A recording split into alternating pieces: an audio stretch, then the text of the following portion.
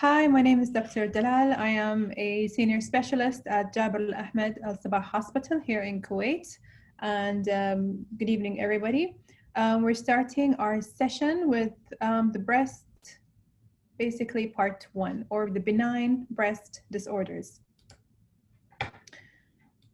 Okay, so what are we going to cover today in our session? This is basically an introduction to the breast. When talking about the breast anatomy, we have to consider 3 very important regions. We're not just talking about the breast. We are considering the pectorals or the pectoral muscles and the axilla. Classification of breast diseases and its relation to the basic breast physiology. We are talking about how common these diseases are in our current practice, how to approach them as a whole from presentation, workup, tools of diagnosis, and how and what do we operate on. Now, most women in clinics seek an explanation of why they are having their breast symptoms and signs. And therefore, it is very important for us to understand the anatomy and physiology and function of the breast in order to be able to manage these anxious women. And this is why in this lecture we are starting from the beginning. First, we have the breast. The breast is located in the superficial fascia of the anterior thoracic wall. It consists of 15 to 20 lobes of glandular tissue of tubulo-alveolar type, and also has a longitudinal framework of connective tissue stroma, which is quite dense in the premenopausal woman, and this supports the lobes. In between those lobes, we usually find adipose tissues. They're filling those spaces. There is a distinct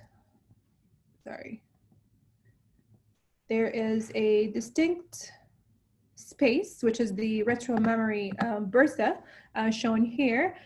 This is usually identified surgically. It's between the superficial fascia of the breast and the muscles, or the deep investing fascia of the pectoralis major specifically.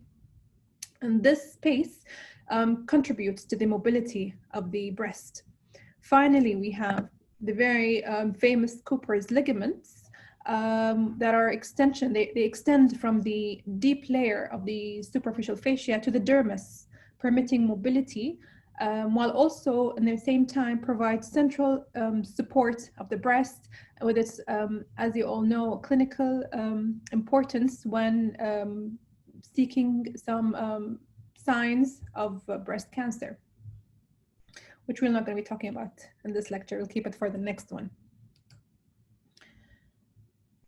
Next. All right. So whenever we plan surgery in any patients, we always emphasize on the boundaries of the organ that we are operating on, and the extension and boundaries of the breast is also important.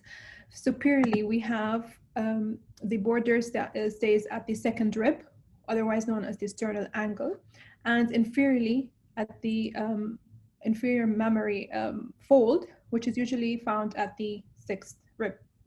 Laterally, it extends from the it extends medially from the lateral border of the sternum and laterally to the mid or anterior axillary line. On side view, on the picture on the right, it's on my right, we find the deep border of the breast. This is where the breast rests. It rests mostly on the pectoralis major, a little bit less on the serratus anterior, and some of the overlaps a bit of the rectus sheath. And another important anatomical point is the axillary tail, or the tail of Spence. This is where the breast extends into the anterior axillary fold.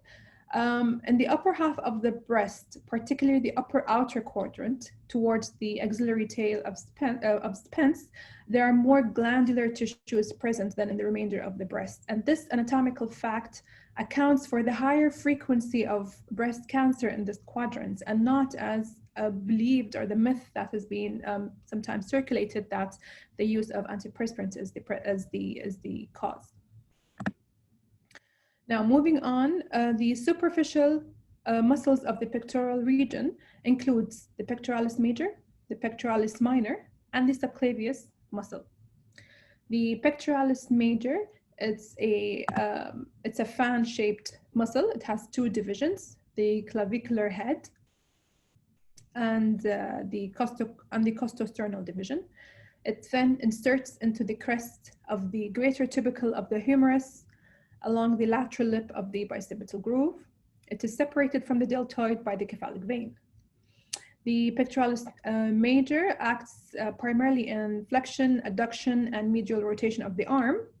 So it basically brings the arm across the chest, and when we are climbing up or doing pull-ups, it elevates the trunk when the arms are fixed along with the latissimus dorsi. The pectoralis major is innervated by both the medial and the lateral pectoral nerves. Next, we have the pectoralis minor, which arises from the external surface of the second to the fifth rib on the coracoid process and inserts into the coracoid process of the scapula. Although its main action is to lower the shoulder, it may also serve as an accessory muscle of respiration, and it is innervated by the medial pectoral nerve.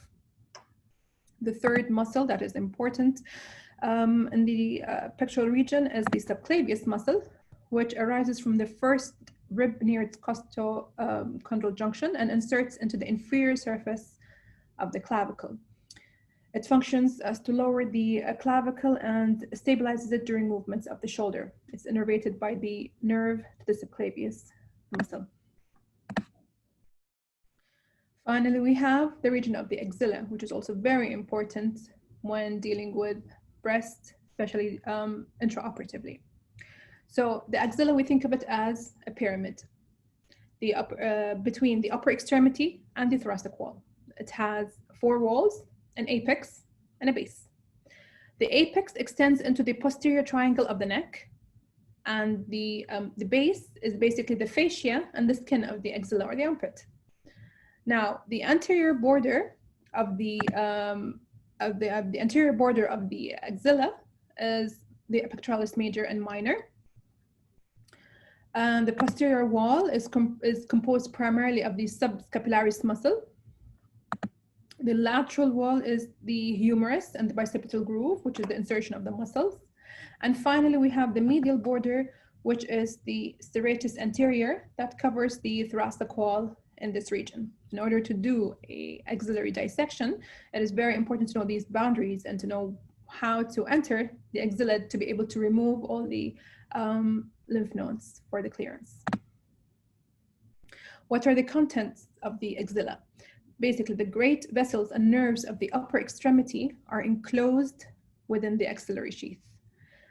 We have the axillary artery, which is divided into 3 portions, and the axillary artery is also associated with the cords of the brachial plexus, which is named after the relationship with the artery, whether it's the medial cord, lateral, or posterior cord in relation to the axillary artery.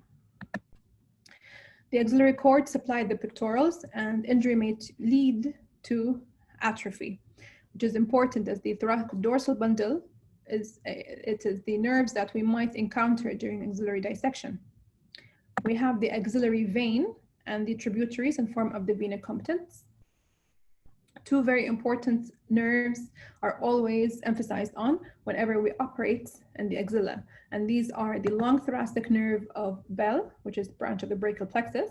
It lies on the anterior surface of the serratus anterior, which is why it lies longitudinal. And this is why when we dissect here, our dissection should be longitudinal in case we injure it. Injury, of course, results in winged scapula. The second nerve is usually the intercostal brachial, supplying the skin of the floor of the axilla and the medial aspect of the arm. Injury causes numbness to this area, and injury is common in this area. Sometimes it is intentional when intentionally sacrificed in case that the nerve is embedded within the lymph nodes, and in order for a proper removal of the lymph nodes, we cannot preserve that nerve. So this nerve, unfortunately, is sometimes sacrificable. The blood supply of the breast, skin, and parenchyma is usually supplied by the perforating branches from the internal mammary artery, lateral branches of the intercostal arteries. It's several arteries together, and also several branches from the axillary artery. We have the lateral thoracic that also gives blood supply to the pectoral region. Now, the thoracodorsal branch of the subscapular artery is not contributory to the blood supply of the breast. However, it is very important to the surgeon, and sometimes nicking this artery can lead to bothersome bleeding, and this can be avoidable by knowing their anatomy. The central and scapular nodes, lymph nodes, which we're going to discuss later, are intimately associated with this vessel. The venous drainage, principal drainage of the breast and the thoracic wall include the internal thoracic vein, the axillary vein, and posterior intercostal veins. And these are the means of metastases to the lungs via the heart. We also have another route of metastasis, which is the vertebral or the baton plexus.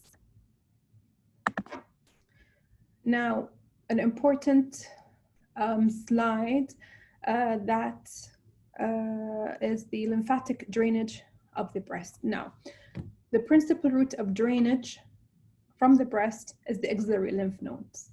Now, the boundaries of the axilla or the axillary lymph nodes are not really well demarcated. Sometimes in the books, we find 6 lymph nodes that are described, and usually surgeons describe 6, while at the same time, we might see books that describe 5 lymph node groups, and usually these are the anatomists. So we are going to talk about, or we're going to describe the 6 groups because we are the surgeons. The 6 groups are divided into, or they are into the 3 levels, which are usually described during surgery in relation to the pectoralis minor.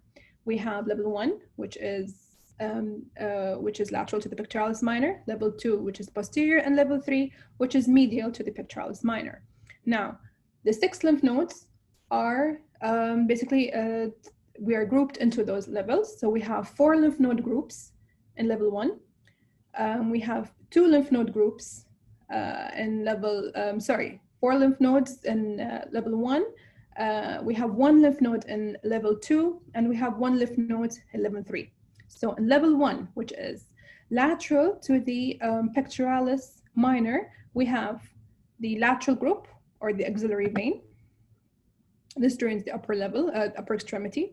We have the external mammary, and we have the scapular or the subscapular groups. So these groups, in addition to Rotter's group, which is not shown here in the image because it's the anatomist's picture.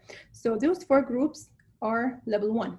Again, level 1 include lateral axillary, the posterior subscapular, the external mammary, and the Rotter's or interpectoral lymph nodes groups.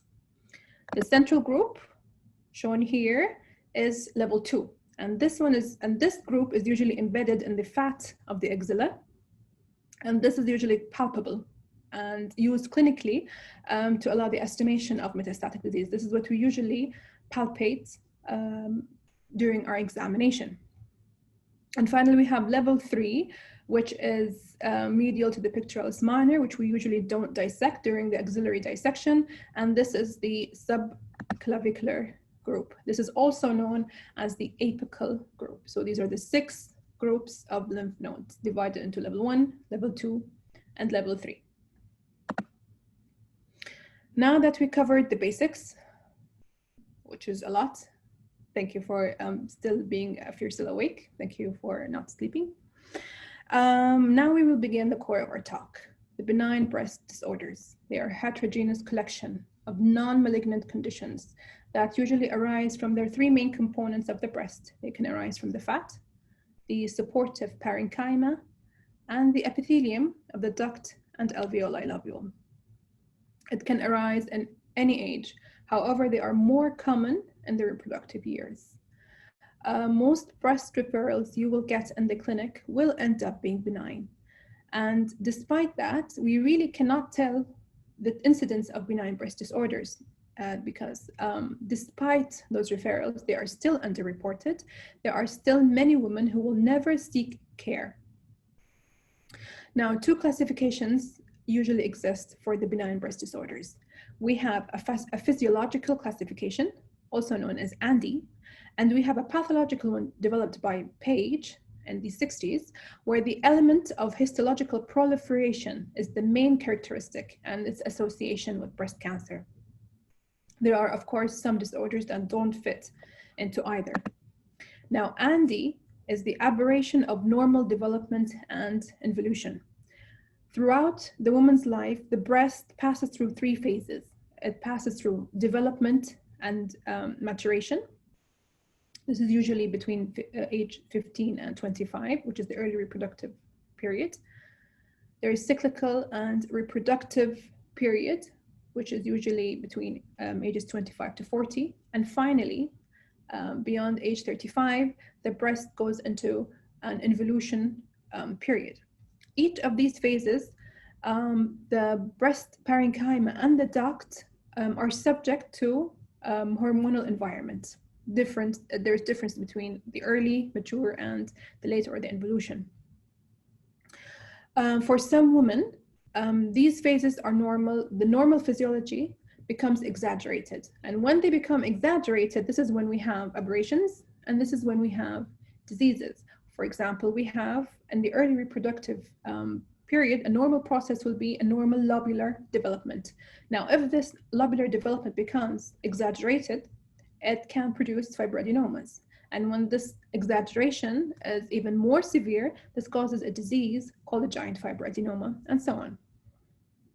Now, ANDI classification, it provides a framework for benign conditions, basically. It encompasses both the pathogenesis, it tells you what is the normal process that should have happened, and it also tells you what happens when there is a mild or a severe abnormality to this normal physiological process. This classification was popularized by Cardiff. It is usually it's an easily understood framework, and usually this is used to reassure patients that although she might be experiencing unpleasant symptoms, especially in, for example, fibroadenosis, that this is a disorder, it's not a disease. And usually the treatment of this disorder, and ideally, is conservative. The other classification is usually described by Page, and this categorizes the benign breast disorders according to their degree of proliferation. So it's exactly the same as the ones we mentioned in ANDI, except they Page grouped them into their histology. They are either non-proliferative, they either have proliferation without atypia, and disorders that have proliferation with some element of atypia. And as we mentioned, there are other conditions such as fat necrosis, mastitis, amyloid deposits. They don't really fit into those classifications. The non-proliferative disease is basically the ones they're usually very common, and it's usually found in almost 50% of the immediate premenopausal population in North America. So now, how do we approach benign breast diseases clinically, which is quite a common problem in our clinic? Now, the goals of benign breast disease management is establishing a diagnosis via triple assessment. We have to provide reassurance and symptom control, and we have to counsel patients who have an increased risk for breast cancer related to their benign findings. Now, in clinical practice, unfortunately, the woman will not present with their diagnosis, but rather they will present to you with a set of symptoms and signs. Usually, the common scenarios would either be that the patient is referred to you with an incidental finding. There is no palpable lesion, and they are in fact discovered on screening modalities or screening imaging. And the symptomatic patient comes presenting or complaining of three main symptoms: either pain, a lump, or a nipple discharge, sometimes a combination of both. Less common presentation is skin changes. Ideally, a patient with a breast complaint should be seen in a rapid access breast clinic where we have the breast surgeon, the radiologist, the specialist nurse, all accessible in a single visit. all performing a perfect triple assessment of history, physical, radiology, and, if indicated, possibly followed by pathology. Now, do not underestimate a detailed history that can likely point to the diagnosis, and around 80% of the times. It should involve a complete assessment of the patient's symptoms, including the duration, the severity, the presence of any aggravating or alleviating factors, in addition to having a focused obstetric and gynecologic history, and any personal or family history of cancer, breast cancer. Special attention should be given to asking about the risk factors or any symptoms pointing towards breast cancer, because don't forget, the main reason for the woman's visit is to rule that out. No matter how young the lady is, she wants to rule out breast cancer. The physical exam should be thorough. It should begin with visual inspection of asymmetry, skin lesions such as a rash, retraction, or erythema, and palpation should be systematic all over the breasts, including the axillary tail, and should include examination of the axillary and the supraclavicular lymph nodes. It should be concentric from the periphery to the nipple. The examination should not be a quick squeeze of the quadrants, which we have seen. If nipple discharge is present, it should be characterized in form of color and location, and whether it is arising from a single duct, multiple ducts, whether a trigger point can be identified. Don't forget to palpate the pectorals while tensing the muscle to differentiate a true breast pain from muscular pain or fasciitis. So when we have that all done, we should have at least a basic preliminary differential diagnosis before asking for an age-appropriate imaging, whether it's an ultrasound or a mammography. Two main modalities of imaging are offered to women with breast problems. Now, in patients who are younger than 30 years of age and presenting with a low probability of cancer, ultrasound is the study of choice. Mammography, on the other hand, is performed in all women who are above 40. The dose of radiation is small, the resolution is excellent. If clinically indicated now, sometimes mammography in select younger women who have a more, who have a less dense, basically, breast, we can offer mammography, but these are very select patients, in addition to, of course, ultrasounds. Now, while mammography is useful, it is often employed to provide reassurance. Before ordering any mammography for a patient, we have to tell patients beforehand that they might discover some incidentals that will eventually require biopsies. MRI is another modality which is usually indicated in patients with breast implants. Now, what are the common referrals that you might find in the clinic? Sometimes you can get women with general non-specific symptoms. They don't really pinpoint anywhere.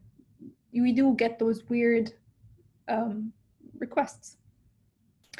If the lady is less than 40 years of age, she has a normal history, she has a normal physical examination, reassure her, send her home. Do not overutilize imaging.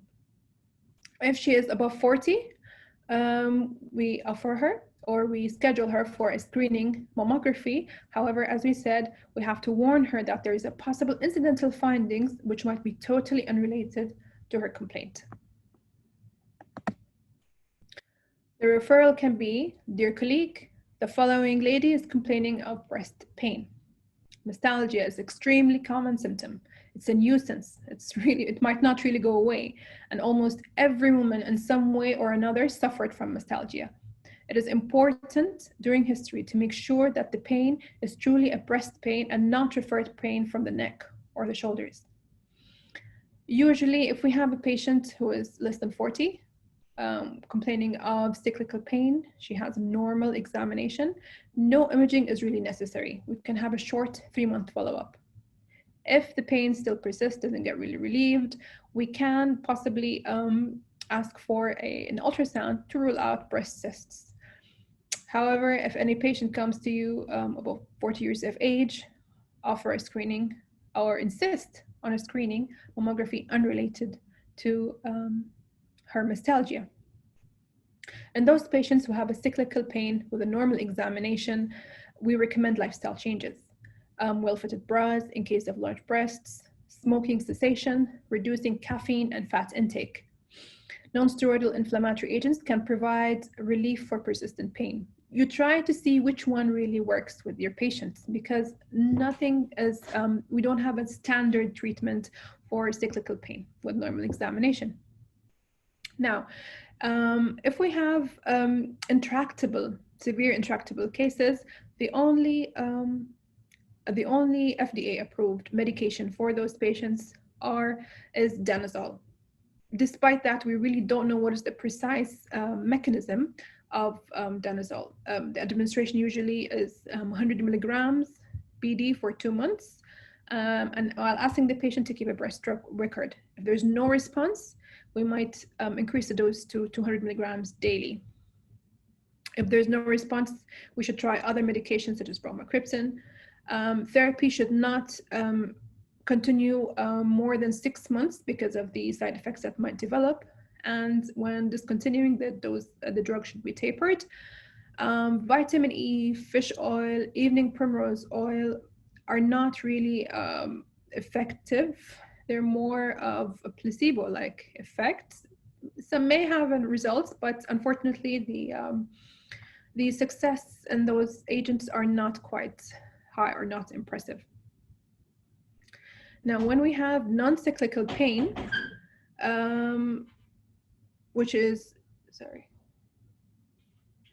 so now we have non-cyclical pain. If there's a new onset at a postmenopausal age, or if it's associated with a mass or other physical examinations, it requires further diagnostic evaluation. So if we have a patient who has a non-cyclical pain, less than 40 years of age, we usually do an ultrasound of the focally tender or the painful areas. Above 40 years of age, we also ask for an ultrasound in addition to a mammogram. So if the examination is normal, we reassure again. We can consider some topical agents or non-steroidals, and there's some specific diseases that can be present. We will be discussing later. One of the most common complaint, and usually the most worrisome to patients, because of awareness right now, a lot of patients are considering that or thinking that any breast lump is breast cancer, and that's why the main complaint that you might get in the clinic is a woman with a lump. They can come to your clinic quite anxious.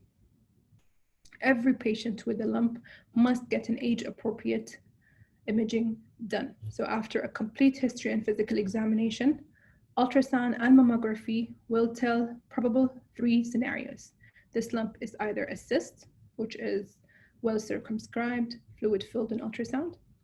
It can be a fibroadenoma, which is smoothly marginated, a rubbery mass, or it can be a cancer, which is an ill-defined or speculated solid density. Of course, these are all probabilities, but usually these are the 3 main differential diagnoses of a lump in a lady. If we have a cyst, if we're thinking this could be a cyst, we aspirate via a fine needle aspiration, and we only send a sample if it is blood stained. If we have solid masses, a 14 gauge core needle biopsy, and then later on, definite treatment of the lesion after histopathology. Now, biopsies are usually taken via ultrasound guidance. And honestly, this is how it should be done now. We have a lot of referrals stating that this woman is complaining of a nipple discharge. I don't know, something happened? I'm not sure. Okay, so most causes of nipple discharge are benign, especially in younger women and those who have lactated. Other causes can include an intraductal papilloma, mammary duct ectasia, and fibrocystic disease. The risk of cancer in a patient presenting with nipple discharge is 5 to 12%, and usually this risk increases with age. We don't see it in the younger population. So if we have a lady coming with bilateral, clear discharge, large volume, we do an age-appropriate imaging, and we ask for a prolactin level. If we have high prolactin, we don't manage it. Please send them to an endocrinologist and be courteous and send them with an MRI brain request. If we have any blood-stained sample, this sample is to be sent for cytology. Now, if the discharge is spontaneous, it's persistent, it's unilateral, it involves a single duct, this requires further diagnostic evaluation, and occasionally this requires surgical intervention. It may be sanguineous, it can be serous, and of course, evaluation also begins by physical examination, as well as an ultrasound and a mammogram if the patient is above 40. So if we have a specific target, a targetable suspicious lesion, such as abnormal calcification, if you find a mass, this lesion can be targeted for core biopsy. If no suspicious lesion is found, if this is still persistent, excisional biopsy of the offending duct is necessary. We need to rule out malignancies in those patients. Another modality that we can use to help is something called a ductogram or a galactogram. And this is used as a preoperative planning to identify any filling defects of the offending duct. And as we said, unfortunately, in those cases, cytology, unless it is blood-stained, it's usually of seldom significance in the evaluation of patients. These are images of ductograms that are used. The fluid-producing duct is cannulated and contrast material is injected. This is followed by a mammogram to identify the location of the filling defect within the duct itself. It's very helpful. This is usually an outpatient 30-minute procedure. It can be used as an outpatient procedure, and it usually helps target the single duct. So instead of going blindly to do a subareolar incision and having a non-guided subareal dissection, which mostly yields normal results, we can offer a 30-minute preoperative procedure that can pinpoint where the problem is and help us plan our surgery. Now, example of ductograms, as we can see, A is the usual ductogram, normal appearance. B, if you can see, there is dilation of the duct, and this dilatation is usually due to duct ectasia. C, there is a filling defect caused by an intraductal lesion.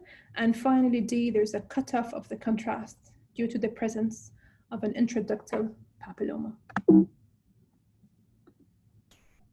Surgical duct excision is sometimes needed for the diagnosis and also to remove the source of the discharge. The duct producing the discharge can be marked intraoperatively. We consult the patient not to express any of the nipple discharge prior to surgery.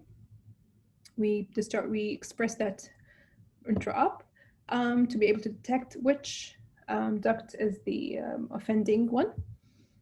We place either a suture, such as stiff large monofilament, or a small lacrimal duct. Sometimes you can fill them with the methylene blue with a very small catheter. We approach it via a periareolar incision, and the offending duct is excised. Now, before offering this patient to offering this procedure to younger patients, we have to inform them, or they should be aware that there's going to be a potential difficulty in future breastfeeding after this specific procedure.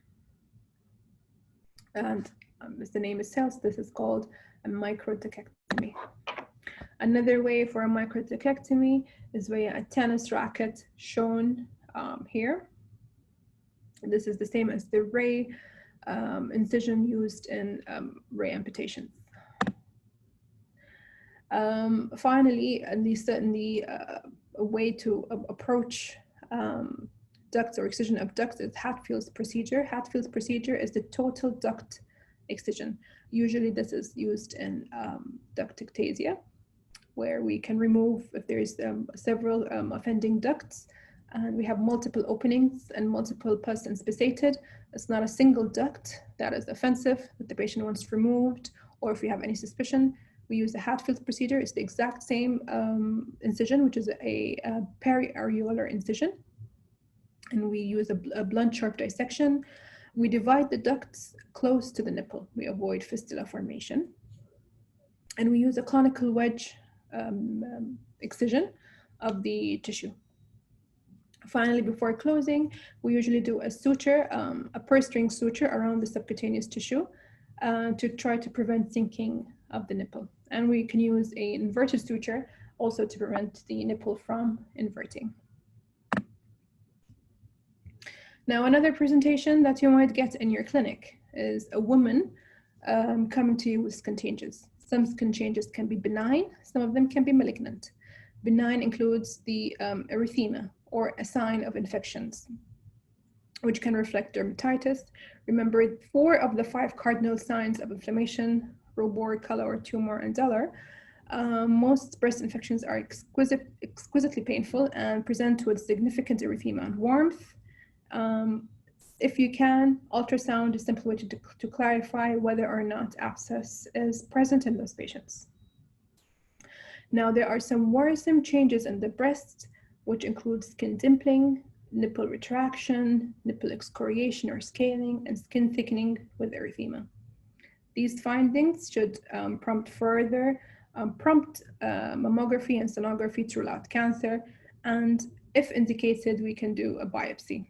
Now, if the malignant changes and after the malignant changes in radiologies is still negative, a skin punch biopsy may be indicated for those specific changes. Finally, a woman can come to you with no symptom at all and simply with an incidental finding, and this is usually done during screening.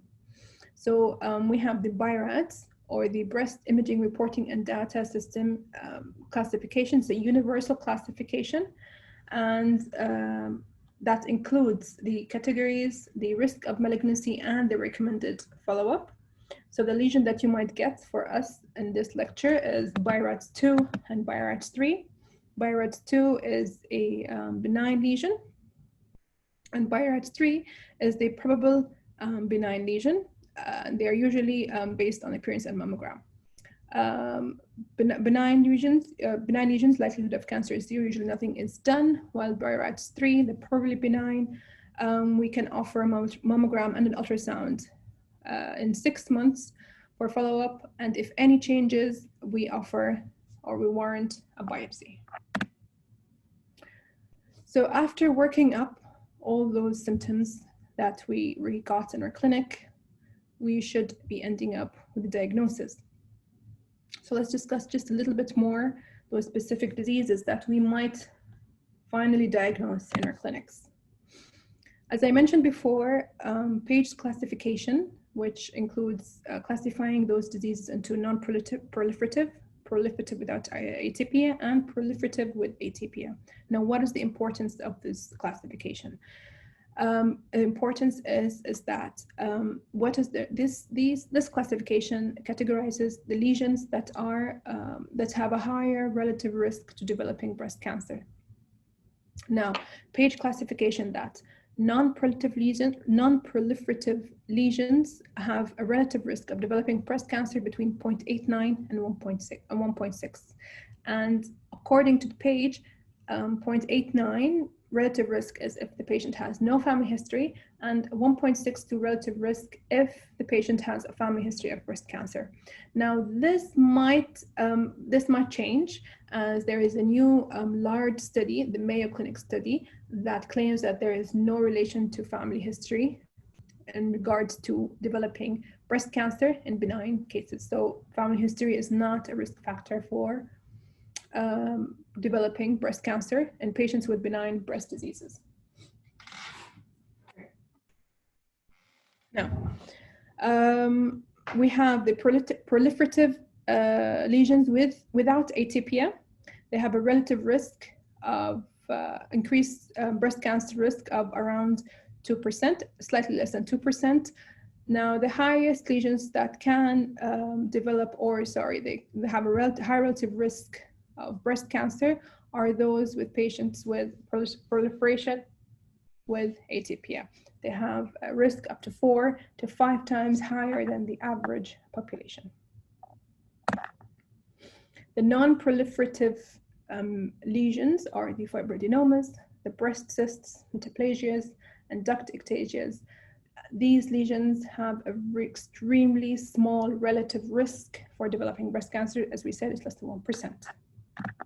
Fibroadenomas is a little bit tricky because there are some books or some studies that actually place fibroadenomas in the category of proliferation without atypia. So we might find them in both, but in general, the relative risk of developing cancer is extremely low.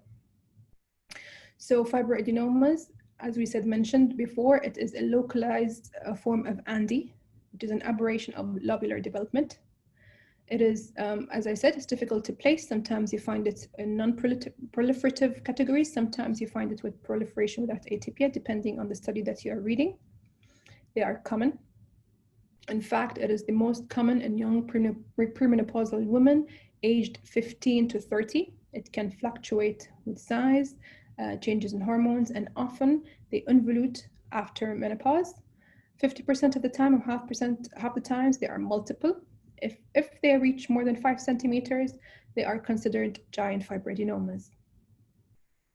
Now, they are not associated with increased risk of breast cancer, while complex fibroadenomas with proliferative disease can be associated with a slight increase in breast cancer. This is the difference between the simple and the complex. Now, at the tissue level, fibroadenoma is composed of both epithelial and stromal components, while complex fibroadenomas include more proliferation of the fibroadenoma. It includes cysts, includes sclerosing adenosis, it includes calcifications, and these proliferations are what increases the risk of conversion, or not conversion, as the risk of upgrading the lesion to a breast cancer. Fibroadenomas usually present as a lump. Diagnosis is usually by biopsy, and treatment is excision if it is enlarging, if it is tender. Most of the times, it simply can be left in place. It simply can be observed over time with some serial ultrasounds. However, as we see, a lot of patients remove it just because they are anxious, not because it's really relevant. Now, does complex fibroadenomas increase breast cancer risk? This is the large Mayo Clinic study that claimed that family history is not a factor for increasing the breast cancer risk in patients. So in subsets of patients, it also showed that complex fibroadenomas is not an independent factor for breast cancer. It's not the complex fibroadenoma per se. It is the proliferation with it. This is the risk factor for breast cancer. Benign phylloid tumor is a fibroepithelial tumor with a variable range of behavior. So most benign present similarly to a fibroadenoma, but they grow more rapidly, and they can become locally aggressive. We usually suspect it if we see lesions that are more than 5 centimeters. Ultrasound cannot distinguish fibroadenoma from phylloides. No matter how smart or how great the radiologist is, core biopsy is required, which shows the cellular fibroepithelial lesion. This can represent both, and now when suspected, these lesions has to be diagnosed, and especially for local control. Treatment of benign phylloid tumor includes excision with a clear margin. This reduces the chance of local recurrence. Fibroadenosis is a common presentation between ages 35 and 45 years. They come to you complaining of pain. On examination, you find the breast is usually described as lumpy. They're painful, they're tender, and usually they're cyclical. Now, once the patient, the patient is reassured that she does not have cancer, the symptom of pain and tenderness associated with fibrocystic disease can be treated. We can do simple, of course, the diagnosis is again via age-appropriate imaging. Usually reassurance, we try simple analgesia, we go back to danazol, which can help with the mastalgia. Danazol doesn't work out, bromocriptine can be used. Now, as we said, the problems of long-term danazol and bromocriptine is the side effects. Danazol can cause side effects of acne and hirsutism, which is quite nasty in women. They usually don't like that. Breast cysts are common in the breast, and usually they're part of the involutionary period.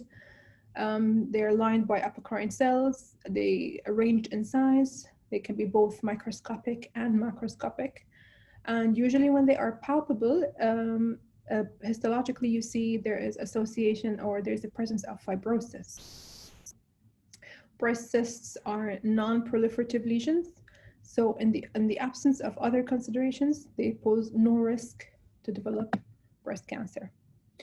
Ultrasound or palpation guide aspiration, of course we recommend ultrasound, is appropriate for cysts that are large and symptomatic.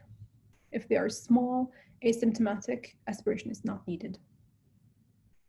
So cyst fluid that is bloody should be sent for cytopathology, or if there's a remaining lump. Otherwise, the cyst fluid is usually discarded. So cysts by ultrasound they have septations, if they have debris, or if they have solid components, those lesions should be biopsied. They should be, biopsied. And whenever we biopsy a cyst, we should leave a clip behind just in case another excisional biopsy is required or surgical biopsy is required. So always leave or always ask the radiologist to leave a clip in place of the cyst that was aspirated or biopsied. And complicated, of course. We have apocrine metaplasia, which is usually a cluster of microcysts, and it's usually seen by ultrasonography. They may require biopsy, but it's not something that we commonly see. But we simply find fibrocystic changes, dilated ducts, and inspissated material. Treatment is simply follow-up. They're usually incidental findings. Now, duct ectasia is also part of the involution period. It is very common in those above 60. It involves large and intermediate ductules, and usually recognized by presence of palpable dilated ducts, and usually associated with periductal inflammation. This is the distinguishing histologic characteristic, is of course, the periductal inflammation, in addition to feature of plasma cells. Hence, it's also known as plasma cell mastitis. So the pathogenesis is not really known, but we think that this mastitis leads to the weakening of the muscular layers, and this leads to dilatation. And the name that comes from it, which is duct ectasia. So the common symptom of duct ectasia is usually nipple discharge. However, sometimes you can find nipple retraction, inflammatory masses, and abscesses. So sometimes it can mimic invasive ductal carcinoma, and that is why we should be very careful in diagnosing duct ectasia, because the management is usually conservative. Unless that we have a suspicion that it's a malignancy, then we should approach it surgically with, of course, persistent discharge with either a subtotal or a total nipple duct excision, as mentioned before by the Hadfield's procedure. As you can see in the imaging, the radio-opaque mass, it shows dilated ducts, and also sometimes you can see some calcification. It can very easily be misdiagnosed, or it can be show features of or mistaken for carcinoma, and so we have to be very diligent in diagnosing duct ectasia. We have epithelial hyperplasia, which is basically an increased number of cells. It can be mild, and usually this is incidental, and we just follow it up after discovering, or if it's seen in biopsy, we just follow it up. Now, we're done with the non-proliferative lesions. Now we have proliferative with this is without Atypia, not with Atypia. So proliferative lesions without Atypia are usually around 30% of the breast lesions. They're difficult to differentiate also by breast carcinoma alone, and so they require stereotactic or open biopsies. Now, previously said, we have mild epithelial hyperplasia, which is usually not done, which is usually left alone. Florid epithelial hyperplasia, which is even more than 5 number of cells, and treatment is also by this one's closer follow-up. We may possibly need to biopsy just to make sure that this is an epithelial hyperplasia. Radial scars and complex sclerosing lesions is a pathological diagnosis. They usually come asymptomatic. Radial scars are usually less than 1 centimeters. Complex sclerosing lesions are usually more than 1 centimeters. Both are characterized by central sclerosis. As I said, they're usually asymptomatic. So usually surgical excision is recommended to rule out malignancy. And even better is if we offer the patient a wide bore vacuum-assisted core biopsy. And after that, we can offer them an annual mammography. Intraductal papillomas are localized areas of epithelial proliferation. They're very commonly present with nipple discharge, sometimes mass. Nipple discharge is more. They can be single, they can be malignant, or multiple, sorry. Now, it's very important to know that these intraductal papillomas are not premalignant. This papilloma itself will not change into cancer. Usually, they can also appear as a mass and on its own by mammography. And anytime we have a lady presenting with a nipple discharge in the clinic, intraductal papilloma should be one of our first diagnoses. So papillomas can be associated with hyperplasia, with and without Atypia.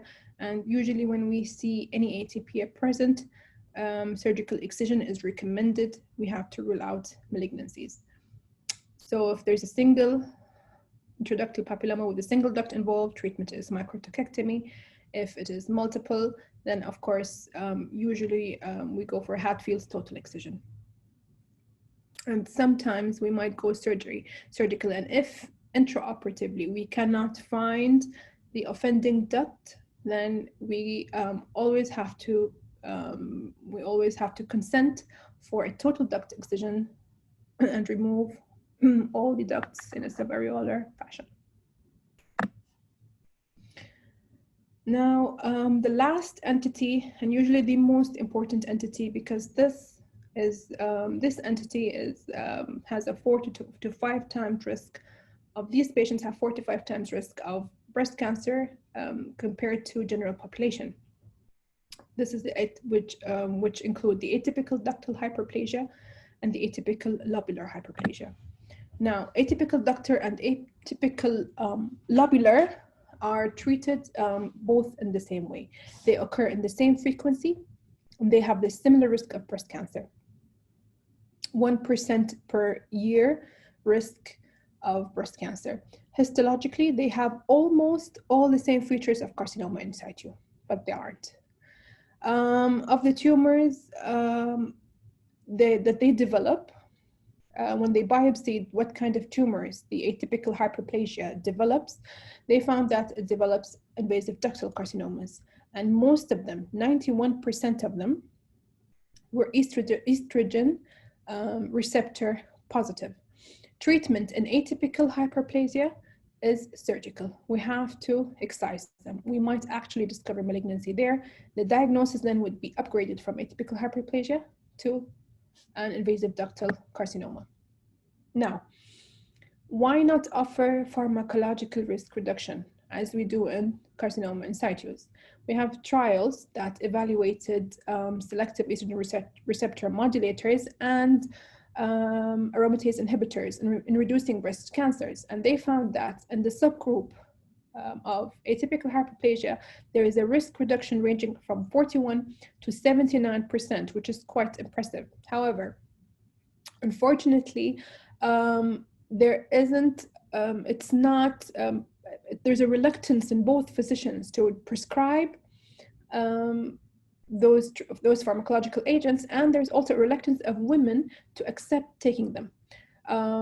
A lot have contributed that there is a reluctance of use because of the side effects, especially with the use of tamoxifen and increased risk of endometrial cancer. However, maybe we should increase awareness to both, that this is, or this should be a target for future campaigns, that we can reduce the risk of breast cancer in those ladies by simply giving them pharmacological agents. Adjuvant, the argument for this is that adjuvant tamoxifen is considered a treatment option for women with estrogen receptor positive ductal carcinoma in situ, and the carcinomas that developed in the atypical hyperplasia group are also estrogen receptor positive cancers. So this could be the rationale of use for the anti-estrogen therapies for these ladies. How about surgical risk reduction? Surgical risk reduction is usually offered in lobular carcinoma in situ, or double mastectomy is usually offered. However, in the NCCN guidelines state that this should be considered for women with a genetic predisposition or who have been treated with thoracic radiation before 30 years of age, or who have a history of lobular carcinoma in situ. So far, in current practice, there is minimal data available and for that. So double mastectomy or any kind of mastectomy is not indicated for atypical hyperplasia. And with chemopreventive agents that can be used usually, so the verdict is mastectomies is not an indication for those patients. This is the Mayo Clinic study which studied 13,000 women with benign breast diseases, and it also showed that the kind of breast cancer that developed in patients with previous benign breast disease, and it showed that these are invasive ductal carcinoma, and they are usually estrogen receptor positive. Now, this study also showed that family history is not a risk factor for those patients. Please put in mind that benign breast diseases is not a precursor lesion, the way that the polyp is a precursor lesion. Right, so it's just basically a marker for proliferative state. It tells you that the breast there's an early warning that this breast is more likely to develop breast cancer, possibly somewhere else within the breast. So how can we study risk factors? I mean, who gets a breast cancer in those patients? I mean, you saw that this is a huge spectrum of diseases. They're all under the umbrella of benign breast disease. So how can we separate those diseases, especially when a lot of them are underreported? We don't have a large enough sample. But I mean, the major evidence of risk factors come from 3 large studies. We have the Women's Health Initiative, the NHS or the Nurses Health Study, and the Growing Up Today study, which is, funnily enough, the women in the Growing Up Today study are the daughters of the women in the Nurses Health Study. So the Nurses Health Study is basically a self-report. It's between 1991 and 1997, and this showed that the only consistent finding is that obesity actually causes an inverse association with increased with breast cancer. So possibility that this adiposity is a protective factor against breast cancer. You can tell this to the bariatric surgeons that finally there's a good There's a good reason to be fat or obese. The growing up study also, these are the daughters. There also it also showed that the thinner the woman, the taller the woman, they're likely to have an increased risk of benign breast disease, and they have a higher risk of breast cancer. So they all are showing that the only risk factors is the state of proliferation. The more proliferation that you have in your breast, the more likely that this breast will develop breast cancer in the future. And the less proliferation, the fatter or the more adipose tissues, the less this lady is predisposed to having breast cancer developing in her breast. This is another case control study done in Alberta, which also supports that fibroglandular breast, more tissue density, more proliferation, more breast cancer. It shows that smoking, caffeine, alcohol intake does not increase the relative risk of breast cancer in those with benign proliferative disease. And also obesity, it also shows that it's consistently associated with less breast cancer and benign proliferative diseases. Now, despite the cumulative risk of 1% per year and around 30% risk at 25 years, unfortunately, there's still no prospective data to address the value of screening, MRI or mammography screening for patients with atypical hyperplasia. We're saying MRI because ultrasound is not a screening modality, and in patients younger than 40, which are the majority of patients with atypical hyperplasia, the screening modality should be an MRI screening. However, unfortunately, there's still no data to address the value of it, despite having high cumulative risk. Hopefully this can change in the future. Now, finally, we have a few breast problems that deserve an honorary mention. Mastitis. Breast infections are common. They can be painful. Mastitis can be divided into lactational and non-lactational. Lactation is common in the postpartum period, and the agents are usually staph and strep. Ultrasound is usually needed to evaluate for an abscess. Treatment is usually to cover those, to have a good gram positive coverage, such as decloxacillin. And some other conservative measures, such as warm compresses, non-steroidal anti-inflammatory to reduce the local pain and the swelling, especially those without abscess. It's very important that we have to instruct the lady to continue breastfeeding, and we should encourage her to either breastfeed or to continue pumping to reduce engorgement, which can reduce also those symptoms. So mastitis that fails to resolve in antibiotics or develops into an abscess should be drained, and therefore follow-up ultrasound is important. We have non-lactational mastitis, which is usually divided into either periductal mastitis or idiopathic granulomatous mastitis. Periductal is more common in women who are smokers, large breasts, overweight, had previous surgery. And as with lactation, it's also staph and strep are the most common pathogens. Treatment involves antibiotics, symptom relief, and of course, ruling out an abscess. Now, do not confuse the intraductal papilloma with, confuse the periductal with the plasma cell mastitis, the duct ectasia or the plasma cell mastitis. Now, the periductal mastitis is usually recurrent. Another recurrent, if we have a lot of recurrences with the patient who has immunosuppression, who is, for example, diabetic, or with other immunosuppressive state, we have to consider idiopathic granulomatous mastitis, which is also a rare but benign inflammatory breast disease. It can associate with fistulas, abscesses, and inflammatory changes. They can be confused with inflammatory breast cancer. Therefore, sometimes biopsies has to be required. Now, treatment includes steroids, methotrexate, or antibiotics, and also any associated abscesses should be drained. Some other rare causes of mastitis include TB and actinomycosis. So if an abscess is present, usually this follows a mastitis, drainage is indicated. And usually ultrasound drainage does both. It's a diagnostic and therapeutic.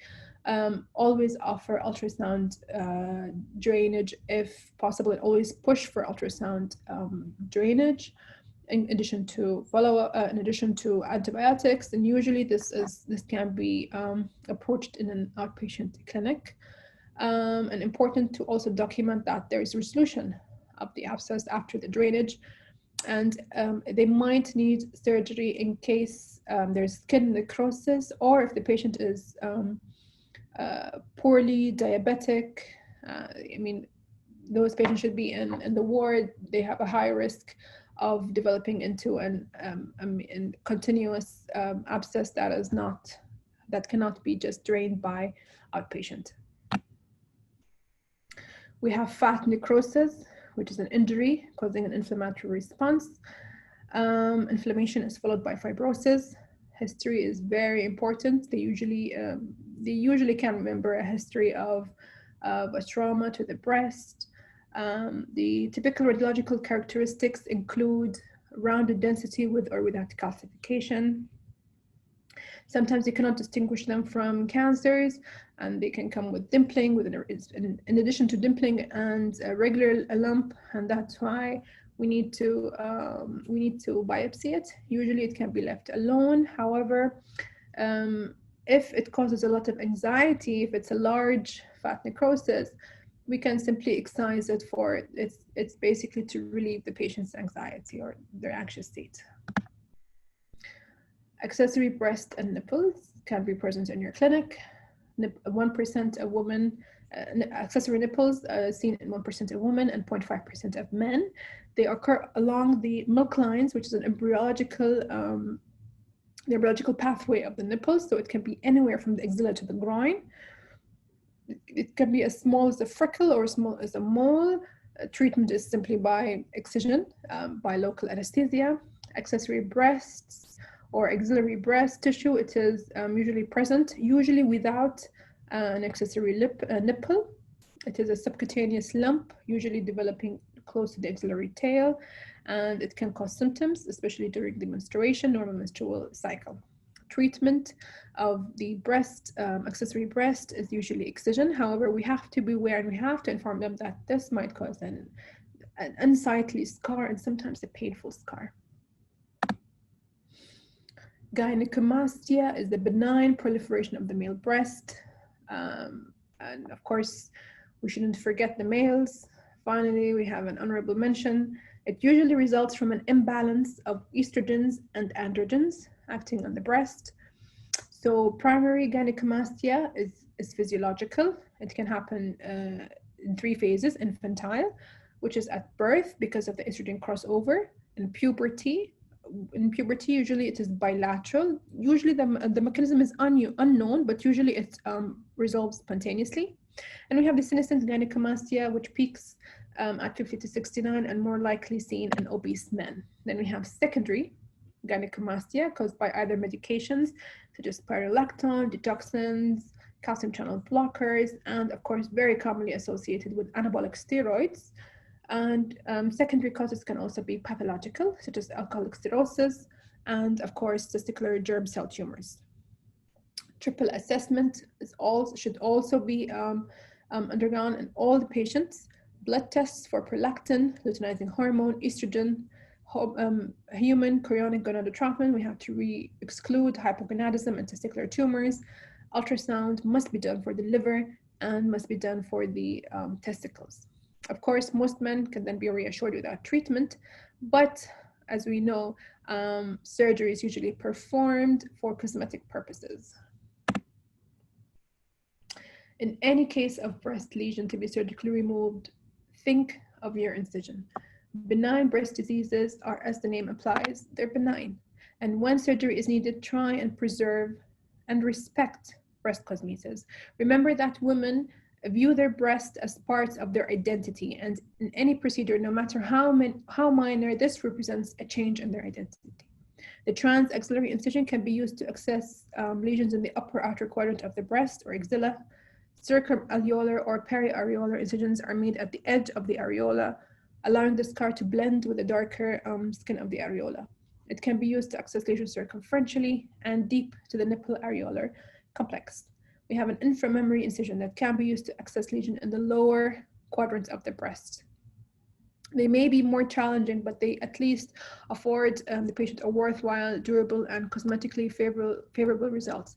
In the end, remember, these are benign lesions, and those patients should not end up with ugly scars or unnecessary large uncosmetic-like scars.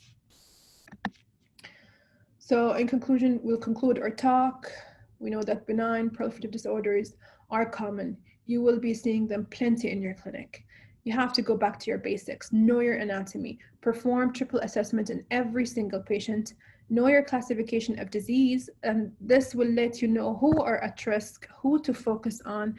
Do not overutilize resources on benign lesions posing no risk, and do not underestimate that benign breast disorders can also impose a relative risk to develop or to upgrade to malignant diseases.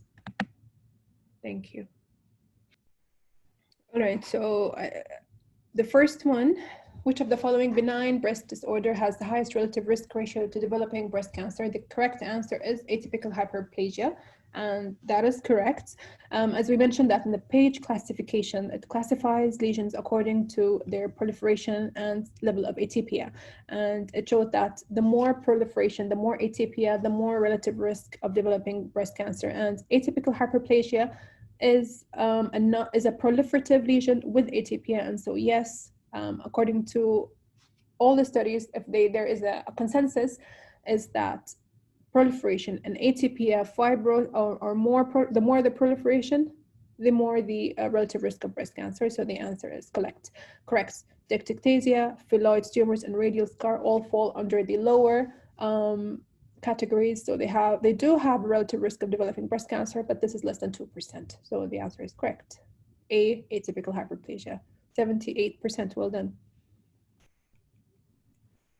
So the minute is up. We're gonna see the answers. Well done. 61%. So they were not asleep, or maybe I just they were doing good. So the other danazol is the only FDA approved. There isn't anything about it except, of course, the only thing that, as we mentioned, that has some side effects such as hirsutism. That's why it's usually not commonly, or it's not the first line of treatment to others. If one danazol fails, or if there's no improvement with danazol, we might attempt bromocriptine. Evening primrose oil is more or less more of a placebo effect. It might have an effect, but it's not very impressive, and neither is non-steroidal inflammatory agent. So yes, the answer is danazol. Okay, so next question. Okay. So the best treatment option for proliferative lesions with atypia is? So time is up. We'll see the questions now. Yep, the guided surgical excision is the treatment for proliferative lesions with atypia. Double mastectomy is not indicated as, despite being an increased relative risk for breast cancer, but according to the guidelines, double mastectomy is for lobular carcinoma in situ and not for proliferative lesions. There's no evidence to support that. Screening mammography is not it's not enough. These lesions have 45 increased risk, and so it has to be approached. Tamoxifen is a good option, as we mentioned that pharmacological agents are probably the future. However, we still it's not the standard of care. The standard of care currently is surgical excision of those lesions, usually radiological guided. There are some papers that are describing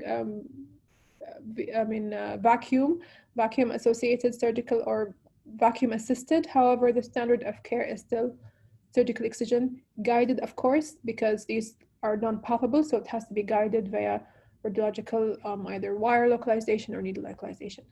So yes, the answer is C. Okay, so next question is?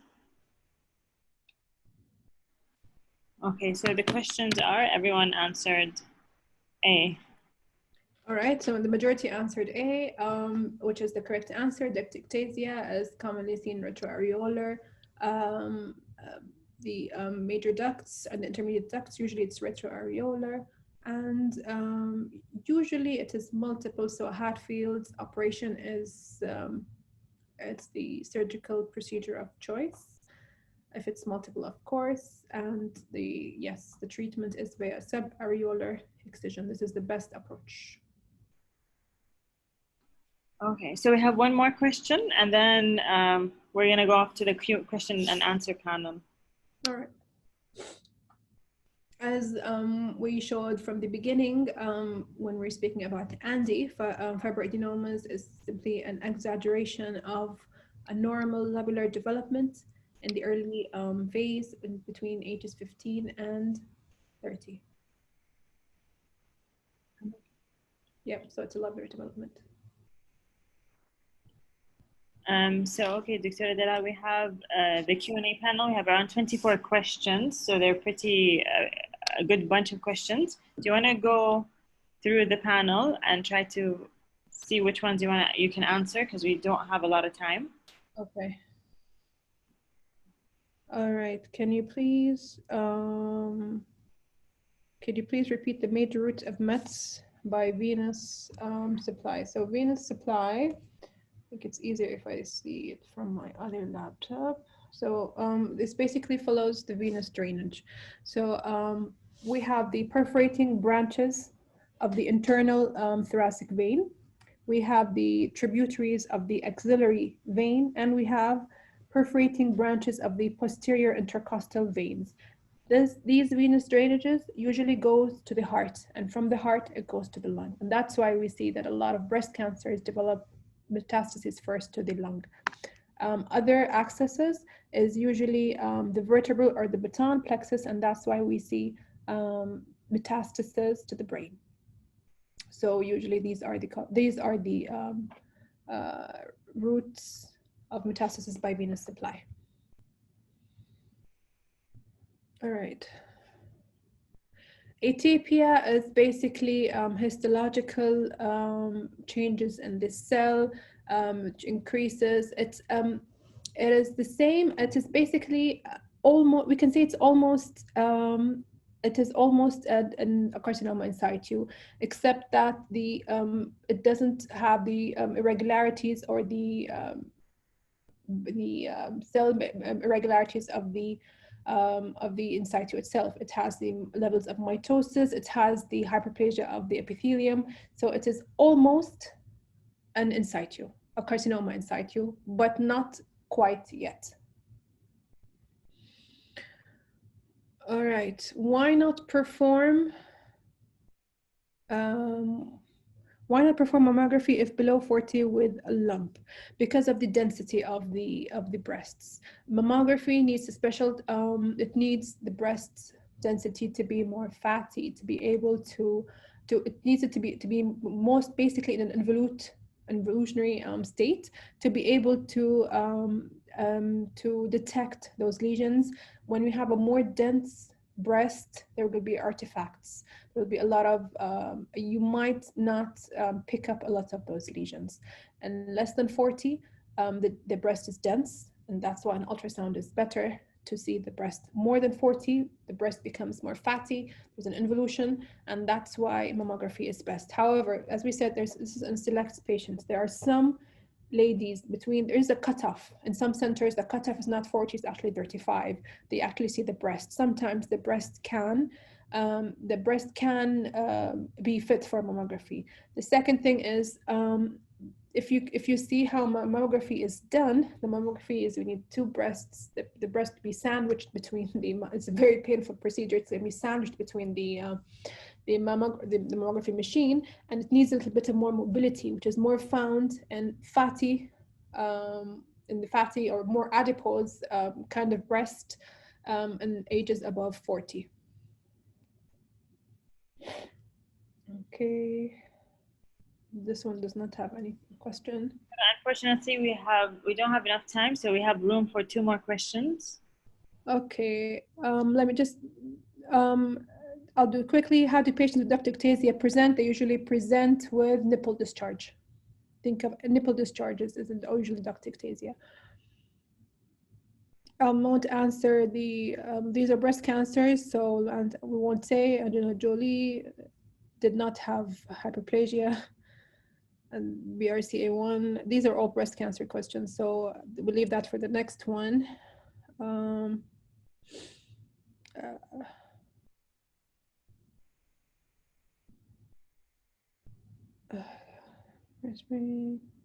How to clinically differentiate between the breast pain and serratus anterior pain. Usually it's not the serratus anterior, usually this is the pectoralis that usually causes it. That's why during the physical examination, we ask the patient to tense that muscle.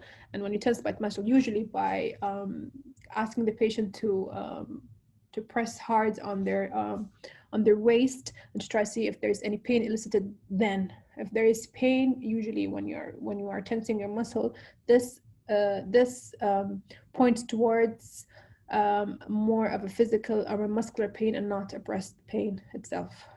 Gynecomastia due to hormonal changes, it's usually due to a hormonal imbalance more than it is changes, more estrogen in men.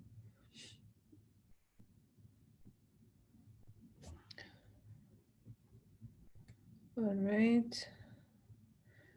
Okay, there's a question here. I had it written.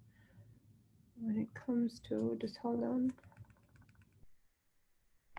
All right. Okay.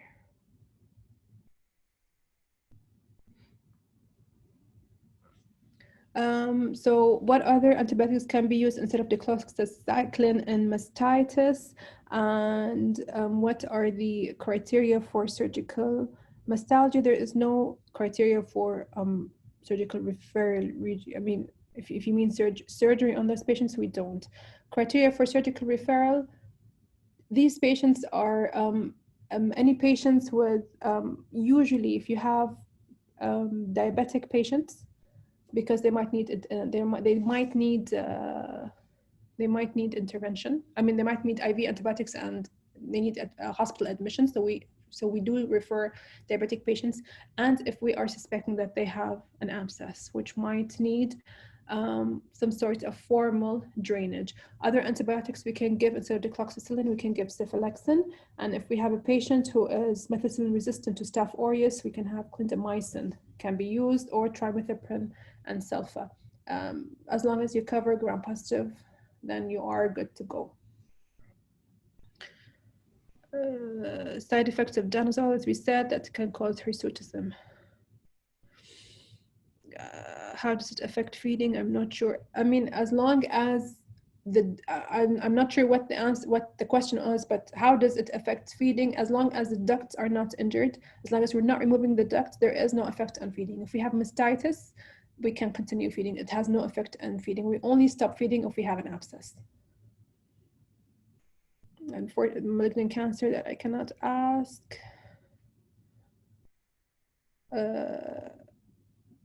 Is it recommended for women above 40 to do regular breast screening? Yes. The most common age group for benign breast disorders, it's usually in reproductive period. We have the disease. Each disease is specific to disorder. So some benign breast diseases are common in 60s, some are 40s, some are, depends on the disease itself. For example, fibroadenoma is common in 25 to 30. Fibroadenosis is common in 35 to 40. There was a nice question over here, but I'm trying to, just one last question. Nipple discharge. Okay. One last question. Mother one, I can't find it. I can't find the question.